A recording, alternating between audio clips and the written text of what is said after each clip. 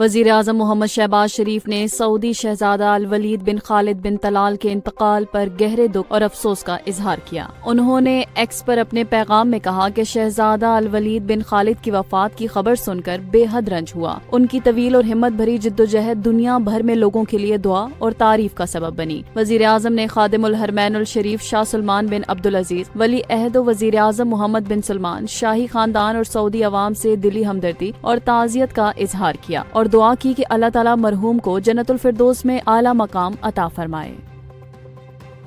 وفاقی وزیر داخلہ محسن نقوی اور ان کے ایرانی ہم منصب سکندر مومنی کے درمیان ٹیلی فونک رابطہ ہوا، جس میں ایران کے وزیر داخلہ نے پاکستان میں حالیہ سیلاب سے جانی و مالی نقصان پر گہرے دکھ کا اظہار کیا۔ انہوں نے جاں بحق افراد کے لواحقین سے دلی ہمدردی اور تعزیت کرتے ہوئے کہا کہ ایران مشکل کی اس گھڑی میں پاکستانی عوام کے ساتھ ہے اور سیلاب متاثرین کی ہر ممکن مدد کے لیے تیار ہے۔ گفتگو کے دوران ایران کے صدر مسعود پیزشکیان کے متوقع دورہ پاکستان پر بھی بات چیت ہوئی۔ ایرانی وزیر داخلہ نے حالیہ دورہ ایران پر محسن نقوی کا شکریہ ادا کیا، جس پر وفاقی وزیر داخلہ نے کہا کہ ہم ایرانی صدر کے دورہ اسلام آباد کے منتظر ہیں۔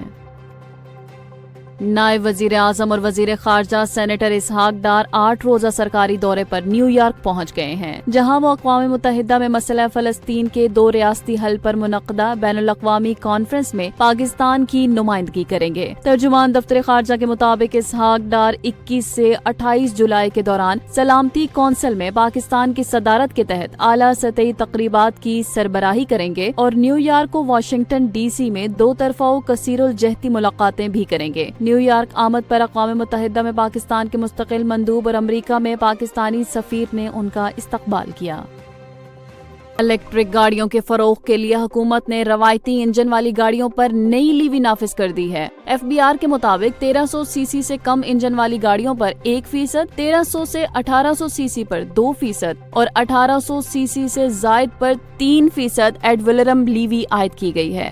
یہ ٹیکس مقامی طور پر تیار، اسمبل اور درآمد شدہ گاڑیوں پر لاگو ہوگا۔ مقامی طور پر تیار شدہ بسیں اور ٹرک بھی 1% لیوی کے دائرے میں آئیں گے۔ حکومت کا کہنا ہے کہ اس اقدام کا مقصد الیکٹرک اور توانائی موثر گاڑیوں کو فروغ دینا ہے تاکہ ماحولیاتی بہتری اور ایندھن کی بچت کو ممکن بنایا جا سکے۔